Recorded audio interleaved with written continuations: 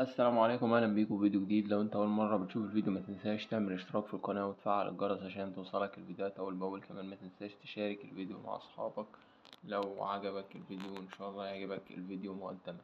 طبعا احنا قبل كده عملنا فيديو عن تحميل نسخه الويندوز من الانترنت وحرقها على الفلاشه. بعد كده نزلنا كمان فيديو اللي هو ازاي بتحرق نسخه الويندوز على اللابتوب، وصولا الى الخطوه اللي حضرتك شايفها دي، ان اللابتوب بيفتح معاك من غير اي مشاكل. طبعا بتيجي بعد كده خطوة ان انت عايز تظهر الايقونات الديسكتوب كلها. طبعا هي سهلة. اول حاجة بتعمل كليك يمين، وبعد كده بتختار بيرسونالايز من هنا. بعد كده بتفتح معاك النافذة دي، تبدأ ان حضرتك تكبرها بالشكل ده. تيجي على حاجة اسمها سيمز من هنا وتنزل لحد ما تلقى حاجة اسمها